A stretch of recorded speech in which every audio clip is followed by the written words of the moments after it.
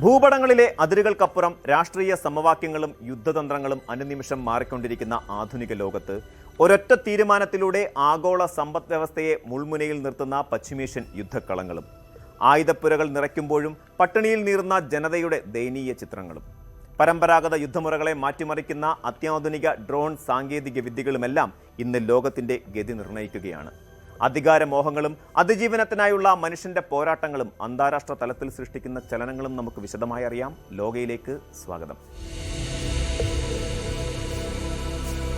ലോകം വലിയൊരു സാമ്പത്തിക സൈനിക ദുരന്തത്തിന്റെ വക്കിൽ നിന്ന് താൽക്കാലികമായി കരകയറുകയാണ്. 2026 ഫെബ്രുവരി അവസാനം മുതൽ പശ്ചിമേഷ്യയെ ചോരക്കളമാക്കുകയും ആഗോള സമ്പദ് വ്യവസ്ഥയെ സ്തംഭിപ്പിക്കുകയും ചെയ്ത അമേരിക്ക, ഇസ്രയേൽ, ഇറാൻ യുദ്ധത്തിന് ഒരു ഇടവേളയായിരിക്കുന്നു. അമേരിക്കൻ വൈസ് പ്രസിഡന്റ് JD വാൻസിന്റെയും പ്രസിഡന്റ് ഡൊണാൾഡ് ട്രംപിന്റെയും പ്രസ്താവനകൾ സൂചിപ്പിക്കുന്നത് ആഗോള വിപണിയിലേക്ക് ഹോർമൂസ് കടലിടുക്ക് വഴി വീണ്ടും എണ്ണ ഒഴുകിത്തുടങ്ങിയെന്നാണ്. മാസങ്ങളായി അടഞ്ഞുകിടന്ന ലോക എണ്ണ വ്യാപാരത്തിന്റെ വലിയൊരു ശതമാനവും നടക്കുന്ന ഈ സുപ്രധാന സമുദ്രപാത തുറന്നതോടെ രാജ്യാന്തര തലത്തിൽ നിലനിന്നിരുന്ന സാമ്പത്തിക ആശങ്കകൾ പതുക്കെ ഒഴിയുകയാണ്. സ്വർണ്ണവില കുത്തനെ ഇടിയുകയും ക്രൂഡ് ഓയിലിന്റെ വില ഗണ്യമായി കുറയുകയും ചെയ്തത് ഇതിന്റെ സൂചനയാണ്. സമാധാന ധാരണാപത്രം ഒപ്പിട്ടതോടെ ഇറാൻ അമേരിക്കയ്ക്ക് മുന്നിൽ നിരുപാധികം കീഴടങ്ങി എന്ന് ട്രംപ് അവകാശപ്പെടുമ്പോൾ ലോകമെമ്പാടുമുള്ള രാഷ്ട്രീയ നിരീക്ഷകർ സ്വാഭാവികമായും ഒരു ചോദ്യം ഉന്നയിക്കുന്നുണ്ട്. ഭരണമാറ്റവും ഇറാന്റെ ആണവ പദ്ധതി പൂർണ്ണമായി അവസാനിപ്പിക്കലുമായിരുന്നു യുദ്ധത്തിന്റെ തുടക്കത്തിൽ പ്രഖ്യാപിക്കപ്പെട്ട പ്രധാന ലക്ഷ്യങ്ങൾ. എന്നാൽ ഇന്നത്തെ നിലയിൽ ഈ രണ്ട് ലക്ഷ്യങ്ങളും അമേരിക്ക നേടിയിട്ടില്ല. പിന്നെ എന്തിനു വേണ്ടിയായിരുന്നു വലിയ തോതിൽ ആൾനാശമുണ്ടാക്കിയ ആഗോള വ്യാപാരക്രമങ്ങൾ താറുമാറാക്കിയ ഈ യുദ്ധം? ഓപ്പറേഷൻ എപ്പിക് ഫ്യൂറി എന്ന് അമേരിക്ക നാമകരണം ചെയ്ത ഈ സൈനിക നീക്കം ആരംഭിക്കുന്നത് ഇസ്രയേലുമായി ചേർന്ന് അമേരിക്ക നടത്തിയ അപ്രതീക്ഷിത മിന്നൽ ആക്രമണങ്ങളിലൂടെയാണ്. ഇറാന്റെ സൈനിക ഭരണ കേന്ദ്രങ്ങളെ അക്ഷരാർത്ഥത്തിൽ ഞെട്ടിച്ച ഈ ആക്രമണങ്ങളിൽ ഇറാന്റെ പരമോന്നത നേതാവ് അലി ഖമനേയി ഉൾപ്പെടെയുള്ള പ്രമുഖർ കൊല്ലപ്പെട്ടു. ഇസ്രയേലിനെ സംബന്ധിച്ചിടത്തോളം തങ്ങളുടെ അസ്തിത്വത്തിന് ഭീഷണിയാകുന്ന ഇറാന്റെ ആണവ പദ്ധതികളെയും മേഖലയിലെ ഹിസ്ബുള്ള ഉൾപ്പെടെയുള്ള പ്രോക്സി സായുധ സംഘങ്ങളെയും പൂർണ്ണമായി ഇല്ലാതാക്കുക എന്നതായിരുന്നു പ്രഖ്യാപിത ലക്ഷ്യം. അമേരിക്കൻ പ്രസിഡന്റ് ഡൊണാൾഡ് ട്രംപ് ആകട്ടെ ഇറാന്റെ ബാലിസ്റ്റിക് മിസൈൽ ശേഷി തകർക്കുക, ആണവായുധം നിർമ്മിക്കുന്നതിൽ നിന്നും അവരെ ശാശ്വതമായി തടയുക, അതിലുപരി ഇറാനിൽ തങ്ങൾക്ക് അനുകൂലമായ ഒരു ഭരണമാറ്റം സാധ്യമാക്കുക എന്നീ അതിമോഹങ്ങളാണ് ലോകത്തിന് മുന്നിൽ അവതരിപ്പിച്ചത്. ഈ വാഗ്ദാനങ്ങളുടെ അടിസ്ഥാനത്തിലാണ് വലിയൊരു യുദ്ധത്തിലേക്ക് അമേരിക്കൻ സൈന്യത്തെ അദ്ദേഹം നയിച്ചത്. അമേരിക്കൻ സാമ്രാജ്യത്തിന്റെ സാങ്കേതിക മികവും സൈനിക കരുത്തും ഉപയോഗിച്ച് ഇറാനെ നിഷ്പ്രഭമാക്കാം എന്നതായിരുന്നു കണക്കുകൂട്ടൽ. എന്നാൽ ലക്ഷ്യങ്ങൾക്കും യാഥാർത്ഥ്യങ്ങൾക്കും ഇടയിലുള്ള അകലം വളരെ വലുതായിരുന്നു എന്നതാണ് തുടർന്നുള്ള മാസങ്ങളിൽ വ്യക്തമായത്. അമേരിക്കയുടെയും ഇസ്രയേലിന്റെയും ആക്രമണങ്ങൾക്ക് ഇറാൻ നൽകിയ മറുപടി കേവലം സൈനികമായ പ്രത്യാക്രമണങ്ങളിൽ ഒതുങ്ങിയില്ല, മറിച്ച് ആഗോള സമ്പദ് വ്യവസ്ഥയുടെ കഴുത്ത് ഞെരിക്കുന്ന ഒന്നായിരുന്നു അത്. ഹോർമൂസ് കടലിടുക്ക് പൂർണ്ണമായും അടച്ചുപൂട്ടിയതിലൂടെ ഇറാൻ ലോകത്തെ മുൾമുനയിൽ നിർത്തി. മിസൈൽ വർഷങ്ങളിലൂടെ ഇസ്രയേലിനും അമേരിക്കൻ താവളങ്ങൾക്കും നാശനഷ്ടങ്ങൾ വരുത്തിയതിനൊപ്പം സമുദ്രപാതകൾ തടസ്സപ്പെടുത്തുക കൂടി ചെയ്തപ്പോൾ എണ്ണ വിതരണം പ്രതിസന്ധിയിലായി. ആഗോളതലത്തിൽ വിലക്കയറ്റം രൂക്ഷമാവുകയും സാമ്പത്തിക മേഖലകൾ വൻ തകർച്ചയെ നേരിടുകയും ചെയ്തു. അമേരിക്കൻ ഉപരോധങ്ങളും നാവിക ഉപരോധങ്ങളും ഇറാന്റെ സാമ്പത്തിക ഭദ്രതയെ ബാധിച്ചെങ്കിലും ഹോർമൂസ് വഴിയുള്ള എണ്ണ നീക്കം നിലച്ചത് അമേരിക്കയെയും യൂറോപ്പിനെയും ഒരുപോലെ പ്രതിസന്ധിയിലാക്കി. യുദ്ധം നീണ്ടുപോകുന്നത് ആഗോളതലത്തിൽ വലിയ സാമ്പത്തിക മാന്ദ്യത്തിന് വഴിവെക്കുമെന്നും അത് അമേരിക്കൻ തെരഞ്ഞെടുപ്പിനെ പോലും ബാധിക്കുമെന്നുമുള്ള തിരിച്ചറിവാണ് പാകിസ്ഥാന്റെ മധ്യസ്ഥതയിൽ നടന്ന ഇസ്ലാമാബാദ് സമാധാന ചർച്ചകളിലേക്ക് അമേരിക്കയെ എത്തിച്ചത്. എണ്ണ ഒഴുകട്ടെ എന്ന ട്രംപിന്റെ പുതിയ മന്ത്രം വാസ്തവത്തിൽ ആഗോള വിപണിയിൽ നിന്നുള്ള ഈ സാമ്പത്തിക സമ്മർദ്ദത്തിന്റെ ഫലമാണ്. യുദ്ധവിജയത്തെക്കാൾ ഉപരി ആഭ്യന്തര വിപണിയിലെ എണ്ണവില നിയന്ത്രിക്കുക എന്നത് ട്രംപ് ഭരണകൂടത്തിന് നിലനിൽപ്പിന്റെ പ്രശ്നമായി മാറുകയായിരുന്നു. ഇപ്പോഴത്തെ സാഹചര്യത്തിൽ പാകിസ്ഥാൻ ഉൾപ്പെടെയുള്ള രാജ്യങ്ങളുടെ ഇടപെടലോടെ സമാധാന ധാരണാപത്രം ഒപ്പുവെച്ചപ്പോൾ അമേരിക്ക വിജയിച്ചുവെന്നും ഇറാൻ കീഴടങ്ങിയെന്നും വാദിക്കുന്നത് തികച്ചും അടിസ്ഥാനരഹിതമാണ്. ഭരണമാറ്റം എന്ന സുപ്രധാന ലക്ഷ്യം അമേരിക്കയ്ക്ക് പൂർണ്ണമായും ഉപേക്ഷിക്കേണ്ടി വന്നു. മസൂദ് പെസഷ്കിയാന്റെ നേതൃത്വത്തിലുള്ള ഭരണകൂടം ഇപ്പോഴും ഇറാനിൽ അധികാരത്തിൽ തുടരുന്നു എന്ന് മാത്രമല്ല, പരമോന്നത നേതാവ് അലി ഖമനേയിയുടെ മരണത്തിന് ശേഷം മുജ്തബ ഖമേനി പുതിയ പരമോന്നത നേതാവായി ചുമതല ഏറ്റെടുക്കുകയും ചെയ്തു. ഇറാനിയൻ ജനതയുടെ അവകാശങ്ങൾ സംരക്ഷിക്കുമെന്നും അമേരിക്കയുടെ അനാവശ്യ സമ്മർദ്ദങ്ങൾക്ക് വഴങ്ങില്ലെന്നും അദ്ദേഹം വ്യക്തമാക്കിയിട്ടുണ്ട്. അമേരിക്കൻ ഭീഷണികളെയും കടന്നാക്രമണങ്ങളെയും അതിജീവിച്ച് നിലനിൽക്കാൻ ഇറാനിലെ ഭരണ സംവിധാനത്തിന് കഴിഞ്ഞു എന്നത് അമേരിക്കയുടെ തന്ത്രപരമായ പരാജയമായി തന്നെ ചരിത്രം വിലയിരുത്തും. ഇറാനിലെ ജനങ്ങളെ ഇളക്കിവിട്ട് ഒരു ആഭ്യന്തര കലാപത്തിലൂടെ ഭരണം അട്ടിമറിക്കാം എന്ന അമേരിക്കൻ സ്വപ്നം യാഥാർത്ഥ്യവുമായില്ല. ആണവ പദ്ധതികളുടെ കാര്യത്തിലും സമാനമായ സാഹചര്യമാണ് നിലനിൽക്കുന്നത്. ഇറാനിലുള്ള സമ്പുഷ്ടീകരിച്ച യുറേനിയം പൂർണ്ണമായും നശിപ്പിക്കുമെന്നായിരുന്നു അമേരിക്കയുടെ ആദ്യ പ്രഖ്യാപനം. എന്നാൽ നിലവിലെ ധാരണ പ്രകാരം സമ്പുഷ്ടീകരിച്ച യുറേനിയം ഇറാൻ സ്വന്തം മണ്ണിൽ വെച്ച് തന്നെ തരം താഴ്ത്താൻ തയ്യാറാകുമെന്നും അതിന് അന്താരാഷ്ട്ര ആണവോർജ ഏജൻസിയുടെ മേൽനോട്ടമുണ്ടാകുമെന്നും മാത്രമാണ് തീരുമാനിച്ചിട്ടുള്ളത്. അതായത് ഇറാന്റെ ആണവ അടിസ്ഥാന സൗകര്യങ്ങൾ പൂർണ്ണമായി ഇല്ലാതാക്കാൻ അമേരിക്കയ്ക്ക് കഴിഞ്ഞിട്ടില്ല. ആണവായുധങ്ങൾ നിർമ്മിക്കില്ലെന്ന ഇറാന്റെ ഉറപ്പ് മാത്രമാണ് അമേരിക്കയ്ക്ക് ലഭിച്ച ഏക നേട്ടം. അത് യുദ്ധത്തിന് മുൻപും ഇറാൻ അന്താരാഷ്ട്ര സമൂഹത്തോട് നിരന്തരം പറഞ്ഞുകൊണ്ടിരിക്കുന്ന കാര്യമാണ്. 2015 ഒബാമ ഭരണകാലത്തെ ആണവ കരാറിൽ നിന്ന് ഏകപക്ഷീയമായി പിന്മാറിയ ട്രംപ് ഇപ്പോൾ യുദ്ധത്തിലൂടെ പുതുതായി എന്താണ് നേടിയെടുത്തത് എന്ന ചോദ്യത്തിന് ഉത്തരമില്ല. ഉപരോധങ്ങൾ ഒഴിവാക്കുന്നതും മരവിപ്പിച്ച ഇറാനിയൻ ആസ്തികൾ തിരികെ നൽകുന്നതും ഈ സമാധാന കരാറിന്റെ ഭാഗമാകുന്നു എന്നത് അമേരിക്കൻ നയതന്ത്രത്തിന്റെ പരാജയത്തെയാണ് സൂചിപ്പിക്കുന്നത്. ഈ യുദ്ധത്തിന്റെ യഥാർത്ഥ കാരണങ്ങൾ അന്വേഷിക്കുമ്പോൾ അമേരിക്കൻ പ്രസിഡന്റിന്റെയും ഇസ്രയേൽ പ്രധാനമന്ത്രിയുടെയും സങ്കുചിതമായ ആഭ്യന്തര രാഷ്ട്രീയ താൽപ്പര്യങ്ങൾ വളരെ പ്രകടമായി കാണാൻ കഴിയും. വരാനിരിക്കുന്ന ഇസ്രയേൽ പൊതു തെരഞ്ഞെടുപ്പും അമേരിക്കൻ കോൺഗ്രസിൽ ഇടക്കാല തെരഞ്ഞെടുപ്പും ഈ യുദ്ധത്തെ വലിയ രീതിയിൽ സ്വാധീനിച്ചിട്ടുണ്ട്. ആഭ്യന്തര വിഷയങ്ങളിൽ കടുത്ത പ്രതിരോധത്തിലായിരുന്ന ബെഞ്ചമിൻ നെതന്യാഹുവിന് തന്റെ രാഷ്ട്രീയ നിലനിൽപ്പിന് ഒരു വലിയ സൈനിക വിജയം അനിവാര്യമായിരുന്നു. സമാനമായി ട്രംപിനും അമേരിക്കൻ ജനതയ്ക്ക് മുന്നിൽ തന്റെ രാഷ്ട്രീയ കരുത്ത് തെളിയിക്കേണ്ടിയുണ്ടായിരുന്നു. ഇറാനെ ഒറ്റപ്പെടുത്താനും പശ്ചിമേഷ്യയിൽ ഇസ്രയേലിന്റെ സമ്പൂർണ്ണ ആധിപത്യം ഉറപ്പിക്കാനുമുള്ള ശ്രമങ്ങളുടെ ഭാഗമായാണ് ഈ യുദ്ധം ആസൂത്രണം ചെയ്യപ്പെട്ടത്. കൂടാതെ ഇറാൻ വിരുദ്ധ ചേരിയിലുള്ള ചില ഗൾഫ് രാജ്യങ്ങളുടെ വലിയ തോതിലുള്ള സ്വാധീനവും സമ്മർദ്ദവും ഈ സൈനിക നീക്കത്തിന് പിന്നിലുണ്ടായിരുന്നു. ചുരുക്കത്തിൽ ലോക സമാധാനത്തിന് ഭീഷണിയാകുന്ന ഒരു യഥാർത്ഥ കാരണത്തെ ഇല്ലാതാക്കുന്നതിനേക്കാൾ രാഷ്ട്രീയവും തന്ത്രപരവുമായ സ്വാർത്ഥ താൽപ്പര്യങ്ങളാണ് ഈ വിനാശകരമായ യുദ്ധത്തിലേക്ക് നയിച്ചത്. ഏതൊരു യുദ്ധത്തെയും പോലെ ഈ യുദ്ധത്തിൻ്റെയും ഏറ്റവും വലിയ ഇരകൾ സാധാരണക്കാരായിരുന്നു. 110 ദിവസങ്ങളോളം നീണ്ടുനിന്ന നിരന്തരമായ വ്യോമാക്രമണങ്ങളിലും മിസൈൽ വർഷങ്ങളിലും അമേരിക്കയ്ക്കും ഇസ്രയേലിനും ഇറാനിനും സൈനികപരമായി വലിയ നാശനഷ്ടങ്ങളുണ്ടായി. എന്നാൽ അതിനേക്കാൾ ഭയാനകമാണ് സാധാരണക്കാരുടെ അവസ്ഥ. ഇറാന്റെ അടിസ്ഥാന സൗകര്യങ്ങൾ വലിയ തോതിൽ തകർക്കപ്പെട്ടു. മിനാബിലെ ഒരു പ്രൈമറി സ്കൂളിൽ നടന്ന അമേരിക്കൻ ആക്രമണത്തിൽ കൊല്ലപ്പെട്ട 120ഓളം നിഷ്കളങ്കരായ കുഞ്ഞുങ്ങളുടെ ദാരുണാന്ത്യം ഈ യുദ്ധത്തിന്റെ ക്രൂരതയുടെ ജീവിക്കുന്ന പ്രതീകമാണ്. ഈ നഷ്ടങ്ങൾക്ക് ആര് മറുപടി പറയും എന്നതിന് അമേരിക്കൻ സമാധാന കരാറുകളിൽ യാതൊരു ഉത്തരവുമില്ല. ഒരു വശത്ത് ഹോർമൂസ് കടലിടുക്ക് തുറന്നതിൻ്റെയും എണ്ണവില കുറഞ്ഞതിൻ്റെയും കണക്കുകൾ അതിസമ്പന്ന രാജ്യങ്ങൾ നിരത്തുമ്പോൾ മറുവശത്ത് നഷ്ടപ്പെട്ട മനുഷ്യജീവനുകളുടെയും തകർന്നടിഞ്ഞ നഗരങ്ങളുടെയും നിലവിളികൾ അവഗണിക്കപ്പെടുന്നു. കേവലം രാഷ്ട്രീയ നേട്ടങ്ങൾക്കും സാമ്പത്തിക താൽപ്പര്യങ്ങൾക്കും വേണ്ടി മനുഷ്യജീവനുകളെ എത്ര നിസ്സാരമായാണ് ആധുനിക ലോകശക്തികൾ ബലികഴിപ്പിക്കുന്നത് എന്നതിൻ്റെ ഏറ്റവും പുതിയ ഉദാഹരണമാണിത്.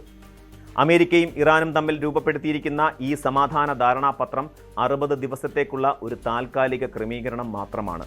ഹോർമൂസ് കടലിടുക്കിലൂടെയുള്ള സ്വതന്ത്ര വ്യാപാരം ഉറപ്പാക്കുക എന്ന അമേരിക്കൻ താൽപ്പര്യവും സാമ്പത്തിക ഉപരോധങ്ങളിൽ നിന്നുള്ള ഇളവ് എന്ന ഇറാന്റെ ആവശ്യവും തമ്മിലുള്ള ഒരു ഒത്തുതീർപ്പ് മാത്രമാണിത്.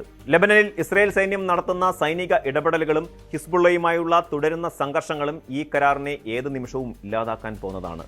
ലെബനനിലെ യുദ്ധം അവസാനിപ്പിക്കാൻ അമേരിക്കയും ഇറാനും ധാരണയിലെത്തിയെങ്കിലും ഇസ്രയേൽ അതിനോട് പൂർണ്ണമായി യോജിച്ചിട്ടില്ല എന്നത് വലിയൊരു അപകട സൂചനയാണ്. യാതൊരുവിധ അന്തിമ വിജയങ്ങളുമില്ലാതെ ഇരുപക്ഷത്തിനും കനത്ത സാമ്പത്തികവും മാനുഷികവുമായ നഷ്ടങ്ങൾ മാത്രം സമ്മാനിച്ചുകൊണ്ടാണ് ഈ യുദ്ധം അവസാനിച്ചിരിക്കുന്നത്. ഹോർമൂസിലെ തടസ്സങ്ങൾ മാറിയതിലൂടെ ആഗോള സമ്പദ് വ്യവസ്ഥയ്ക്ക് ആശ്വസിക്കാമെങ്കിലും യുദ്ധത്തിന് പിന്നിലെ ലോക നേതാക്കളുടെ രാഷ്ട്രീയ കാപട്യങ്ങൾ ചരിത്രത്തിൽ രേഖപ്പെടുത്തുക തന്നെ ചെയ്യും. ദക്ഷിണേഷ്യൻ മേഖലയിൽ സമീപകാലത്തുണ്ടായ ഏറ്റവും നിർണായകമായ ഒരു തന്ത്രപ്രധാന നീക്കത്തിനാണ് അറബിക്കടലും ബംഗാൾ ഉൾക്കടലും സാക്ഷ്യം വഹിച്ചുകൊണ്ടിരിക്കുന്നത്. കഴിഞ്ഞ 5 പതിറ്റാണ്ടിലേറെയായി ശാന്തമായിരുന്ന ഒരു പ്രതിരോധ മേഖലയിലേക്ക് പാകിസ്ഥാൻ തങ്ങളുടെ നാവിക സാന്നിധ്യം വീണ്ടും വ്യാപിപ്പിക്കാൻ ഒരുങ്ങുകയാണെന്ന വാർത്തകൾ അന്താരാഷ്ട്ര തലത്തിൽ വലിയ ചർച്ചകൾക്ക് വഴിവെച്ചിരിക്കുന്നു.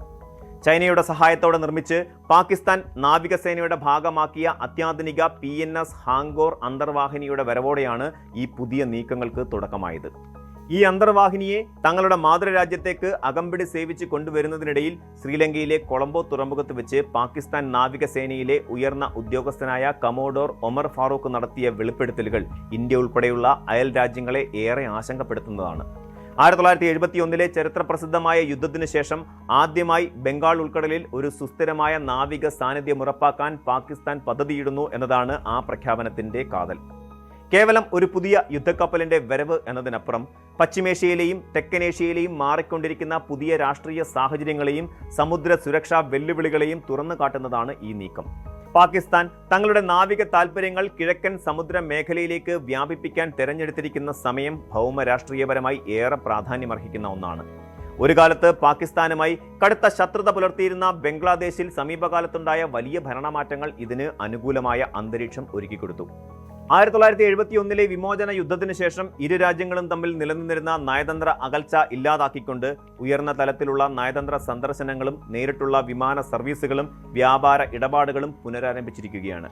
ഇതിന്റെ ഏറ്റവും വലിയ തെളിവായിരുന്നു പാകിസ്ഥാന്റെ യുദ്ധക്കപ്പലുകൾ ബംഗ്ലാദേശിലെ ചട്ടോഗ്രാം തുറമുഖത്ത് നടത്തിയ ചരിത്രപരമായ സന്ദർശനം. 5 പതിറ്റാണ്ടുകൾക്ക് ശേഷം ആദ്യമായാണ് ഒരു പാകിസ്ഥാനി യുദ്ധക്കപ്പൽ ബംഗ്ലാദേശ് മണ്ണിൽ അണയുന്നത്. ഈ പുതിയ സൗഹൃദം പാകിസ്ഥാന് ബംഗാൾ ഉൾക്കടലിൽ ഒരു തന്ത്രപ്രധാനമായ താവളമൊരുക്കാൻ സഹായിക്കുമെന്നാണ് പ്രതിരോധ വിദഗ്ധർ വിലയിരുത്തുന്നത്. ബംഗ്ലാദേശ് ഔദ്യോഗികമായി പാകിസ്ഥാന്റെ അന്തർവാഹിനികൾക്ക് സ്ഥിരമായ താവളം നൽകാൻ അനുമതി നൽകിയിട്ടില്ലെങ്കിലും മംഗള, ചട്ടോഗ്രാം തുടങ്ങിയ തുറമുഖങ്ങളിൽ ലഭിക്കുന്ന പരീക്ഷണാടിസ്ഥാനത്തിലുള്ള അനുമതികൾ പാകിസ്ഥാന്റെ കിഴക്കൻ നാവിക നീക്കങ്ങൾക്ക് വലിയ തോതിൽ ഇന്ധനം പകരും. ഇന്ത്യ പരമാധികാരം പുലർത്തുന്നതും തന്ത്രപ്രധാനമായ പ്രതിരോധ സംവിധാനങ്ങൾ നിലനിർത്തുന്നതുമായ ബംഗാൾ ഉൾക്കടലിലേക്ക് പാകിസ്ഥാന്റെ കപ്പലുകൾ കടന്നുവരുന്നത് മേഖലയിലെ നാവിക മത്സരത്തെ കൂടുതൽ കടുപ്പിക്കും. ബംഗ്ലാദേശുമായുള്ള സംയുക്ത സൈനിക അഭ്യാസങ്ങളും പ്രതിരോധ ചർച്ചകളും പാകിസ്ഥാന് ഈ കിഴക്കൻ സമുദ്രമേഖലയിൽ ഒരു നയതന്ത്ര പരിരക്ഷ നൽകുന്നുണ്ട്. ഇത് ഇന്ത്യയുടെ കിഴക്കൻ തീരങ്ങളിലെ സുരക്ഷാ നിരീക്ഷണ സംവിധാനങ്ങൾക്ക് കൂടുതൽ സമ്മർദ്ദം ചെലുത്തുമെന്നതിൽ തർക്കമേയില്ല. പാകിസ്ഥാൻ കമ്മീഷൻ ചെയ്ത ഈ പുതിയ അന്തർവാഹിനിയുടെ പേര് തന്നെ ഇന്ത്യൻ നാവികസേനയെ സംബന്ധിച്ചിടത്തോളം വലിയൊരു ചരിത്രപരമായ ഓർമ്മപ്പെടുത്തലാണ്. 1971 യുദ്ധകാലത്ത് ഇന്ത്യൻ നാവികസേനയുടെ അഭിമാനമായിരുന്ന INS ഖുക്രി എന്ന യുദ്ധക്കപ്പലിനെ കടലിൽ മുക്കിയ പഴയ പാകിസ്ഥാനി അന്തർവാഹിനിയുടെ പേരാണ് PNS ഹാങ്കോർ എന്നത്. രണ്ടാം ലോക മഹായുദ്ധത്തിന് ശേഷം ഒരു അന്തർവാഹിനി മറ്റൊരു യുദ്ധക്കപ്പലിനെ ആക്രമിച്ച് കീഴടക്കിയ ആദ്യത്തെ സംഭവമായിരുന്നു അത്. ആ ചരിത്രപരമായ വിജയത്തിന്റെ സ്മരണ പുതുക്കിക്കൊണ്ടാണ് ചൈനയിൽ നിന്നും വാങ്ങുന്ന തങ്ങളുടെ ഏറ്റവും പുതിയ 8 അന്തർവാഹിനികളുടെ ക്ലാസിന് പാകിസ്ഥാൻ ഹാങ്കോർ ക്ലാസ് എന്ന് പേരിട്ടിരിക്കുന്നത്. ഈ പേരുകളിൽ തന്നെ തങ്ങളുടെ നാവിക ശേഷി വീണ്ടെടുക്കുന്നതിൻ്റെയും ശത്രുക്കൾക്ക് മുന്നറിയിപ്പ് നൽകുന്നതിൻ്റെയും പ്രതീകമായാണ് പാകിസ്ഥാൻ ഉയർത്തിക്കാട്ടുന്നത്. സാങ്കേതികമായി നോക്കുകയാണെങ്കിൽ ഈ പുതിയ ഹാങ്കോർ അന്തർവാഹിനികൾ ചൈനയുടെ വിഖ്യാതമായ ടൈപ്പ് 039B യുവാൻ ക്ലാസ് അന്തർവാഹിനികളുടെ പരിഷ്കരിച്ച രൂപമാണ്. ഇതിന്റെ ഏറ്റവും വലിയ സവിശേഷത ഇതിൽ ഘടിപ്പിച്ചിരിക്കുന്ന എയർ ഇൻഡിപെൻഡൻസ് പ്രൊപ്പൽഷൻ സാങ്കേതിക വിദ്യയാണ്. സാധാരണ ഡീസൽ ഇലക്ട്രിക് അന്തർവാഹിനികൾക്ക് തങ്ങളുടെ ബാറ്ററികൾ ചാർജ് ചെയ്യുന്നതിനായി അടിക്കടി കടലിന്റെ ഉപരിതലത്തിലേക്ക് വരികയോ അന്തരീക്ഷത്തിൽ നിന്ന് വായു വലിച്ചെടുക്കുന്നതിനുള്ള സ്നോർക്കലിംഗ് പ്രക്രിയ നടത്തുകയോ ചെയ്യേണ്ടതുണ്ട്. ഇങ്ങനെ ഉപരിതലത്തിലേക്ക് വരുമ്പോഴാണ് ഇവ ശത്രു രാജ്യങ്ങളുടെ റഡാറുകളിലും നിരീക്ഷണ വിമാനങ്ങളിലും എളുപ്പത്തിൽ കണ്ടെത്തപ്പെടുന്നത്. എന്നാൽ ഈ പുതിയ സാങ്കേതിക വിദ്യയുള്ള അന്തർവാഹിനികൾക്ക് അന്തരീക്ഷ വായുവിന്റെ സഹായമില്ലാതെ തന്നെ ആഴ്ചകളോളം കടലിനടിയിൽ പൂർണ്ണമായും അദൃശ്യതയോടെ കഴിഞ്ഞുകൂടാൻ സാധിക്കും. ഇത് അവയുടെ നിലനിൽപ്പ് ശേഷിയെയും ആക്രമണ സാധ്യതകളെയും വൻതോതിൽ വർദ്ധിപ്പിക്കുന്നു. പാകിസ്ഥാൻ ലക്ഷ്യമിടുന്ന 8 അന്തർവാഹിനികളും നാവികസേനയുടെ ഭാഗമാകുന്നതോടെ അവരുടെ അണ്ടർ വാട്ടർ വാർഫെയർ ശേഷി പുതിയൊരു തലത്തിലേക്ക് ഉയരും. ഒരു വശത്ത് കോടിക്കണക്കിന് ഡോളർ ചെലവഴിച്ച് രാജ്യം അന്തർവാഹിനികളും ആയുധങ്ങളും വാങ്ങിക്കൂട്ടുമ്പോൾ അതിന്റെ മറുപുറത്ത് പാകിസ്ഥാനിലെ സാധാരണ ജനങ്ങൾ അനുഭവിക്കുന്ന ദാരിദ്ര്യവും പട്ടിണിയും വലിയൊരു ചോദ്യചിഹ്നമായി അവശേഷിക്കുകയാണ്. ലോകബാങ്കിന്റെ ഔദ്യോഗിക കണക്കുകൾ പ്രകാരം പാകിസ്ഥാനിലെ ദാരിദ്ര്യ നിരക്ക് 40.5% എന്ന ഭീതിതമായ അവസ്ഥയിൽ എത്തി നിൽക്കുകയാണ്. അതായത് രാജ്യത്തെ ജനസംഖ്യയിലെ വലിയൊരു പങ്ക് ആളുകളും പ്രതിദിനം ജീവിക്കുന്നത് കേവലം $3 താഴെ മാത്രം വരുമാനത്തിലാണ്.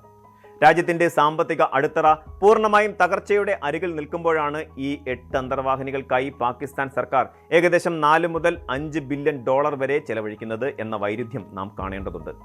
രാജ്യത്തെ ശരാശരി കുടുംബങ്ങളുടെ മാസ വരുമാനത്തിന്റെ പകുതിയോളം തുക ഭക്ഷണത്തിനായി മാത്രം ചെലവഴിക്കേണ്ടി വരുന്ന സാഹചര്യമാണ് പാകിസ്ഥാനിൽ നിലനിൽക്കുന്നത്. ആഗോള പട്ടിണി സൂചികയിൽ 127 രാജ്യങ്ങളുടെ പട്ടികയിൽ 109ാം സ്ഥാനത്താണ് പാകിസ്ഥാന്റെ സ്ഥാനം. ജനസംഖ്യയിലെ 82% ആളുകൾക്കും ആരോഗ്യകരമായ ഒരു സമീകൃതാഹാരം കഴിക്കാനുള്ള സാമ്പത്തിക ശേഷിയില്ല. ഈ സാഹചര്യത്തിൽ ഉണ്ടാകുന്ന ചെറിയ സാമ്പത്തിക വ്യതിയാനങ്ങൾ പോലും ജനങ്ങളുടെ ജീവിതത്തെ ദോഷകരമായി ബാധിക്കുന്നു. വരുമാനത്തിൽ കുറവുണ്ടാകുമ്പോൾ ജനങ്ങൾ ആദ്യം ചെയ്യുന്നത് ഭക്ഷണത്തിന്റെ ഗുണനിലവാരം കുറയ്ക്കുകയാണ്. തുടർന്ന് അവർ ആരോഗ്യ സംരക്ഷണത്തിനായുള്ള ചെലവുകൾ ഉപേക്ഷിക്കുന്നു. ഒടുവിൽ കുട്ടികളുടെ വിദ്യാഭ്യാസം പോലും നിർത്തലാക്കുന്നു. സാമ്പത്തിക ശാസ്ത്രജ്ഞർ ഇതിനെ കോപ്പിംഗ് സീക്വൻസ് അഥവാ അതിജീവന ക്രമം എന്നാണ് വിളിക്കുന്നത്. ഈ പ്രക്രിയ രാജ്യത്തിന്റെ ഭാവി മനുഷ്യ വിഭവശേഷിയെയാണ് പൂർണ്ണമായും തകർത്തു കളയുന്നത്. പാകിസ്ഥാനിലെ ഗ്രാമീണ മേഖലകളിൽ നിലനിൽക്കുന്ന ഭക്ഷ്യസുരക്ഷാ പ്രതിസന്ധി താൽക്കാലികമായ ഒന്നല്ല, മറിച്ച് അത് ഘടനാപരമായ ഒരു വലിയ തകർച്ചയാണ്. ബലൂചിസ്ഥാൻ, സിന്ധ്, ഖൈബർ പത്തൂൺഖ്വ തുടങ്ങിയ പ്രവിശ്യകളിലെ ദശലക്ഷക്കണക്കിന് ആളുകളാണ് കടുത്ത ഭക്ഷ്യക്ഷാമം നേരിടുന്നത്. ഇതിന്റെ ഏറ്റവും വലിയ ഇരകൾ അവിടുത്തെ കുട്ടികളാണ്. ദക്ഷിണേഷ്യയിൽ അഫ്ഗാനിസ്ഥാൻ കഴിഞ്ഞാൽ കുട്ടികളിൽ ഏറ്റവും കൂടുതൽ വളർച്ചാക്കുറവും പോഷകാഹാരക്കുറവും രേഖപ്പെടുത്തിയിട്ടുള്ള രാജ്യം പാകിസ്ഥാനാണ്. രാജ്യത്തെ കുട്ടികളിലെ കടുത്ത പോഷകാഹാരക്കുറവിന്റെ നിരക്ക് 17% മുകളിലാണ്. ഇത് അന്താരാഷ്ട്ര അടിയന്തര പരിധിയേക്കാൾ വളരെ കൂടുതലാണ്. 5 വയസ്സിൽ താഴെയുള്ള കുട്ടികളിലെ കടുത്ത ശോഷണം 6%-ഓളമായി ഉയർന്നിരിക്കുന്നു. കുട്ടികളുടെ ശാരീരികവും മാനസികവുമായ വളർച്ചയെ നിർണ്ണയിക്കുന്ന ആദ്യത്തെ ഏതാനും വർഷങ്ങളിൽ അവർക്കാവശ്യമായ പോഷകാഹാരം ലഭിക്കാതെ വരുന്നത് അവരുടെ ഭാവി ജീവിതത്തെ മുഴുവൻ ബാധിക്കും.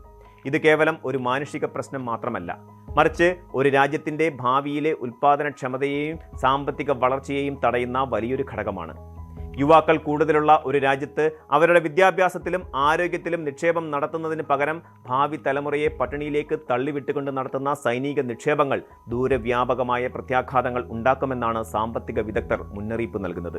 രാജ്യം കടുത്ത സാമ്പത്തിക പ്രതിസന്ധി നേരിടുകയും അന്താരാഷ്ട്ര നാണയ നിധിയിൽ നിന്നുള്ള വായ്പകൾക്കായി കടുത്ത നിബന്ധനകൾക്ക് വിധേയമാകേണ്ടി വരികയും ചെയ്യുമ്പോഴും പാകിസ്ഥാന്റെ പ്രതിരോധ ബജറ്റിൽ വൻ വർധനവാണ് രേഖപ്പെടുത്തുന്നത്.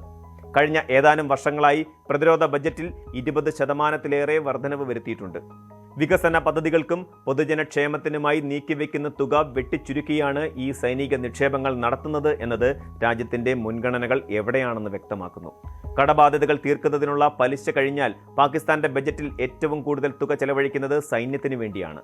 ആരോഗ്യം, വിദ്യാഭ്യാസം, അടിസ്ഥാന സൗകര്യ വികസനം എന്നിവയ്ക്കുള്ള ബജറ്റ് വിഹിതം കുറച്ചുകൊണ്ട് സൈനിക ആവശ്യങ്ങൾക്ക് സംരക്ഷണം നൽകുന്ന ഒരു രാഷ്ട്രീയ വ്യവസ്ഥിതിയാണ് പാകിസ്ഥാനിൽ നിലനിൽക്കുന്നത്. അയൽ രാജ്യങ്ങളിൽ നിന്നുള്ള സുരക്ഷാ ഭീഷണികൾ നിലനിൽക്കുന്നതിനാൽ ഈ സൈനിക ചെലവുകൾ അനിവാര്യമാണെന്നാണ് പാകിസ്ഥാൻ ഭരണകൂടത്തിന്റെ വാദം. ഒരു യുദ്ധമുണ്ടായാൽ സംഭവിക്കുന്ന നാശനഷ്ടങ്ങൾ സമാധാന കാലത്തെ സാമൂഹിക ചെലവുകളേക്കാൾ വളരെ വലുതായിരിക്കുമെന്നും അതിനാൽ അത്യാധുനിക അന്തർവാഹിനികൾ വാങ്ങുന്നത് രാജ്യത്തിന്റെ നിലനിൽപ്പിനായുള്ള ഇൻഷുറൻസ് ആണെന്നും സൈനിക അനുകൂലികൾ വാദിക്കുന്നു. ക്രിമിയൻ ഉപദ്വീപ് അതിന്റെ തന്ത്രപ്രാധാന്യ സ്ഥാനം കൊണ്ട് ചരിത്രത്തിൽ എപ്പോഴും വലിയ യുദ്ധങ്ങളുടെ കേന്ദ്ര ബിന്ദുവായി മാറിയിട്ടുള്ള പ്രദേശമാണ്. 2014 റഷ്യ അനധികൃതമായി കൈയടക്കിയ ഈ പ്രദേശം നിലവിൽ യുക്രൈൻ അധിനിവേശത്തിനായുള്ള റഷ്യൻ സൈന്യത്തിന്റെ ഏറ്റവും പ്രധാനപ്പെട്ട വിതരണ കേന്ദ്രമാണ്. എന്നാൽ ആധുനിക യുദ്ധ സാങ്കേതിക വിദ്യയുടെ സഹായത്തോടെ ഈ ക്രിമിയയെ റഷ്യൻ ഭൂപടത്തിൽ നിന്ന് പൂർണ്ണമായും ഒറ്റപ്പെടുത്താനുള്ള വലിയൊരു സൈനിക നീക്കത്തിലാണ് ഇപ്പോൾ യുക്രൈൻ ഏർപ്പെട്ടിരിക്കുന്നത്. ക്രിമിയയിലെ റഷ്യൻ അധിനിവേശ സേനയെ കാത്തിരിക്കുന്നത് വലിയൊരു നരകമാണെന്നും ആ പ്രദേശത്തെ പൂർണ്ണമായും ഒറ്റപ്പെട്ട ഒരു ദ്വീപാക്കി മാറ്റാൻ ഞങ്ങളുടെ ഡ്രോൺ പടയ്ക്ക് സാധിക്കുമെന്നും യുക്രൈൻ പ്രതിരോധ മന്ത്രി മൈഖെയിലോ ഫെഡോറോവ് അടുത്തിടെ നടത്തിയ ഒരു അഭിമുഖത്തിൽ വ്യക്തമാക്കി. യുദ്ധത്തിന്റെ പരമ്പരാഗത ശൈലികളെ പാടെ മാറ്റിയെഴുതുന്ന ഇത്തരം വ്യോമ സാങ്കേതിക വിദ്യകൾ ക്രിമിയൻ ഉപദ്വീപിനെ എങ്ങനെയാണ് ഒരു കെണിയാക്കി മാറ്റുന്നതെന്ന് നമുക്ക് വിശദമായൊന്ന് പരിശോധിക്കാം. ഒരു ഉപദ്വീപിന്റെ കരമാർഗമുള്ള വിതരണ ശൃംഖലകൾ പൂർണ്ണമായും തകർത്ത് സാങ്കേതികമായി അതിനെ എങ്ങനെ ഒരു ദ്വീപാക്കി മാറ്റാം എന്നാണ് യുക്രൈൻ ഇപ്പോൾ ലോകത്തിന് കാണിച്ചു തരുന്നത്. പ്രസിംഗ് എന്ന യൂട്യൂബ് ചാനലിന് നൽകിയ പ്രത്യേക അഭിമുഖത്തിലാണ് പ്രതിരോധ മന്ത്രി ഫെഡോറോവ് ഈ തന്ത്രപ്രധാനമായ നീക്കത്തിന്റെ വിവരങ്ങൾ പങ്കുവച്ചത്. മധ്യദൂര പ്രഹരശേഷിയുള്ള ഡ്രോണുകളുടെ വൻതോതിലുള്ള വിന്യാസം റഷ്യൻ സൈന്യത്തിന്റെ പതിവ് വിതരണ പാതകളെ പാടെ തകർത്തിരിക്കുകയാണ്. റോഡുകളും റെയിൽവേ ലൈനുകളും പാലങ്ങളും നിരന്തരമായി ആക്രമിക്കപ്പെടുന്നതോടെ റഷ്യൻ സൈന്യത്തിന് ആവശ്യമായ ആയുധങ്ങളും ഇന്ധനവും ഭക്ഷണവും ക്രിമിയയിലേക്ക് എത്തിക്കുക എന്നത് അസാധ്യമായി മാറുകയാണ്. ഇതിന്റെ അനന്തരഫലങ്ങൾ റഷ്യൻ പക്ഷത്തിന് ഒട്ടും പ്രതീക്ഷിക്കാത്ത കടുത്ത പ്രഹരമായിരിക്കുമെന്നാണ് യുക്രൈൻ ഭരണകൂടം നൽകുന്ന മുന്നറിയിപ്പ്. നയതന്ത്രപരമായും സൈനികപരമായും ഏറെ രഹസ്യ സ്വഭാവം സൂക്ഷിക്കുന്ന ഈ ദൗത്യത്തിന്റെ പൂർണ്ണമായ വിവരങ്ങൾ പുറത്തുവിട്ടിട്ടില്ലെങ്കിലും വരും ദിവസങ്ങളിൽ ക്രിമിയയിൽ വലിയൊരു ദുരന്തമാണ് റഷ്യയെ കാത്തിരിക്കുന്നതെന്ന് വ്യക്തമാണ്. ഈ വ്യോമ ഉപരോധം വെറും ഒരു പ്രസ്താവനയിൽ ഒതുങ്ങുന്നതല്ല എന്ന് തെളിയിക്കുന്നതാണ് യുക്രൈൻ പ്രതിരോധ മന്ത്രാലയം പുറത്തുവിട്ട കണക്കുകൾ. മുൻ വർഷത്തിൽ ആകെ കരാർ ചെയ്തിരുന്നതിനേക്കാൾ 300% കൂടുതൽ മധ്യദൂര പ്രഹര ഡ്രോണുകളാണ് ഈ വർഷത്തിന്റെ ആദ്യ 4 മാസങ്ങളിൽ മാത്രം യുക്രൈൻ സ്വന്തമാക്കിയത്. ഇതിനായി ലോജിസ്റ്റിക്സ് ലോക്ക്ഡൌൺ എന്ന പേരിൽ ഒരു പ്രത്യേക സാമ്പത്തിക സഹായ പദ്ധതിയും രാജ്യം രൂപം നൽകിയിട്ടുണ്ട്. ഈ പദ്ധതി പ്രകാരം യുദ്ധമുന്നണിയിലേക്കുള്ള സൈനിക യൂണിറ്റുകൾക്ക് ഡ്രോണുകൾ നേരിട്ടും വേഗത്തിലും വാങ്ങുന്നതിനായി സർക്കാർ വലിയ തുകകൾ നേരിട്ട് കൈമാറുന്നു. ഇത്തരത്തിൽ ലഭിക്കുന്ന ഡ്രോണുകൾ ഉപയോഗിച്ച് യുക്രൈന്റെ തെക്കൻ അധിനിവേശ മേഖലകളിലെയും ക്രിമിയൻ അതിർത്തികളിലെയും റഷ്യൻ വിതരണ ശൃംഖലകളെ നിരന്തരമായി തകർക്കുകയാണ് ലക്ഷ്യം. ഇതിനൊപ്പം ആർട്ട് ഔഷാൻ എന്ന പേരിൽ നടത്തിയ പ്രത്യേക ഡ്രോൺ ദൗത്യത്തിലൂടെ റഷ്യൻ പീരങ്കികളുടെ ബാരലുകൾ തകർക്കാൻ പോന്ന പ്രത്യേക സ്ഫോടക വസ്തുക്കൾ യുക്രൈൻ വികസിപ്പിച്ചിരുന്നു. വെറും 2 രാത്രികൾ കൊണ്ട് 250ഓളം റഷ്യൻ ആർട്ടിലറി സംവിധാനങ്ങളാണ് ഈ അത്യാധുനിക ഡ്രോണുകൾ കരിച്ചു കളഞ്ഞത്. യുക്രൈന്റെ ഈ തന്ത്രപ്രധാന ആക്രമണങ്ങൾ ഇതിനകം തന്നെ ക്രിമിയയിൽ വലിയ പ്രതിസന്ധികൾ സൃഷ്ടിച്ചു തുടങ്ങിയിട്ടുണ്ട്. ക്രിമിയയെ യുക്രൈൻ പ്രധാന ഭൂമിയുമായി ബന്ധിപ്പിക്കുന്ന തന്ത്രപ്രധാന ചോൻഹാർ പാലത്തിന് നേരെയുണ്ടായ മിസൈൽ ഡ്രോൺ ആക്രമണങ്ങൾ റഷ്യൻ സൈന്യത്തിന്റെ ചരക്ക് നീക്കത്തെ പൂർണ്ണമായും തകിടം മറിച്ചു. പാലം തകർന്നതോടെ ആർമിയാൻസ്ക് വഴി തിരിച്ചുവിട്ട റഷ്യൻ സൈനിക ട്രക്കുകളുടെ വൻ വ്യൂഹത്തിന് നേരെയും യുക്രൈൻ കടുത്ത ആക്രമണം അഴിച്ചുവിട്ടു.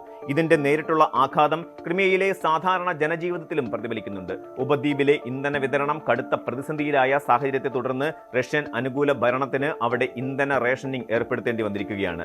ഒരാൾക്ക് ഒരു ദിവസം പരമാവധി 20 ലിറ്റർ ഇന്ധനം മാത്രമേ വാങ്ങാൻ സാധിക്കൂ എന്ന കടുത്ത നിയന്ത്രണമാണ് ഇപ്പോൾ നിലവിലുള്ളത്. ഇന്ധന വൗച്ചറുകളുടെ വിപണനവും താൽക്കാലികമായി നിർത്തിവച്ചിരിക്കുകയാണ്. ഈ വർഷത്തെ വിനോദസഞ്ചാര സീസൺ പൂർണ്ണമായും യുക്രൈനിൽ ഡ്രോണുകൾക്ക് മാത്രമുള്ളതാണെന്ന പ്രതിരോധ മന്ത്രിയുടെ പരിഹാസം ഈ കടുത്ത യാഥാർത്ഥ്യത്തെയാണ് ചൂണ്ടിക്കാണിക്കുന്നത്. ഈ കടുത്ത പ്രതിസന്ധിയുടെ പശ്ചാത്തലത്തിൽ ക്രിമിയൻ ഉപദ്വീപിൽ അവശേഷിക്കുന്ന തങ്ങളുടെ നാവിക കമാൻഡ് സംവിധാനങ്ങൾ അവിടെ നിന്നും സുരക്ഷിതമായ മറ്റ് കേന്ദ്രങ്ങളിലേക്ക് മാറ്റാൻ റഷ്യൻ സൈനിക നേതൃത്വം നിർബന്ധിതരായിക്കൊണ്ടിരിക്കുകയാണ്. ബ്ലാക്ക് സീ ഫ്ലീറ്റിനുള്ളിൽ പ്രവർത്തിക്കുന്ന അതേഷ് എന്ന യുക്രൈൻ അനുകൂല അണ്ടർഗ്രൗണ്ട് ചെറുത്തുനിൽപ്പ് ഗ്രൂപ്പിന്റെ റിപ്പോർട്ടുകൾ പ്രകാരം സോവാസ്റ്റോപോളിലുള്ള തങ്ങളുടെ പ്രധാന കമാൻഡ് ഹബ്ബ് റഷ്യൻ അതിർത്തിക്കുള്ളിലെ സോവാറോസിസ്കിലേക്ക് മാറ്റാൻ മോസ്കോ പദ്ധതിയിടുന്നുണ്ട്. International institute for the study of war പോലെയുള്ള ആഗോള സൈനിക നിരീക്ഷകരും ഈ പിന്മാറ്റ നീക്കങ്ങൾ ശരിവെക്കുന്നുണ്ട്. റഷ്യൻ ഭൂപ്രദേശത്തെ ക്രിമിയയുമായി ബന്ധിപ്പിക്കുന്ന 19 കിലോമീറ്റർ നീളമുള്ള വ്ളാഡിമിർ പുടിന്റെ അഭിമാന സ്തംഭമായ കെർച്ച് പാലമാണ് ഇനി അവശേഷിക്കുന്ന പ്രധാന പാത. ഈ പാലം കൂടി യുക്രൈൻ പൂർണ്ണമായി തകർത്താൽ ക്രിമിയയിലേക്കുള്ള റഷ്യൻ സൈന്യത്തിന്റെ എല്ലാ വഴികളും അടയും. ഒരു സമ്പൂർണ്ണ ഉപരോധം ഏർപ്പെടുത്താൻ യുക്രൈന് സാധിച്ചാൽ തങ്ങളുടെ സൈന്യത്തെ അവിടെ നിന്നും എങ്ങനെ ഒഴിപ്പിക്കണം എന്ന് ചിന്തിക്കുകയല്ലാതെ റഷ്യയ്ക്ക് മറ്റു വഴികൾ ഉണ്ടാകില്ലെന്ന് ക്രിമിയൻ ടാറ്റർ ജനതയുടെ നേതാവായ റഫാത്ത് ചുബാരോവ് വ്യക്തമാക്കുന്നു. വൻ ശക്തികളുടെ രാഷ്ട്രീയ കാപട്യങ്ങളും തന്ത്രപ്രധാനമായ സൈനിക നീക്കങ്ങളും വെളിപ്പെടുത്തുന്നത് ഒന്നു മാത്രമാണ്: യഥാർത്ഥ സുരക്ഷ എന്നത് അതിർത്തികളിലെ ആയുധബലങ്ങളിൽ മാത്രമല്ല, മനുഷ്യന്റെ സമാധാനത്തിലും ക്ഷേമത്തിലുമാണ് അതടങ്ങിയിരിക്കുന്നത്. യുദ്ധക്കപ്പലുകളും മിസൈലുകളും തീർക്കുന്ന കോട്ടകളേക്കാൾ നയതന്ത്രത്തിന്റെ പാതകളാണ് ലോകത്തിന് ആവശ്യമെന്ന് ചരിത്രം വീണ്ടും നമ്മെ ഓർമ്മിപ്പിക്കുകയാണ്. ലോകവാർത്തകളുമായി ലോകയിലൂടെ വീണ്ടും കാണാം. നന്ദി, നമസ്കാരം.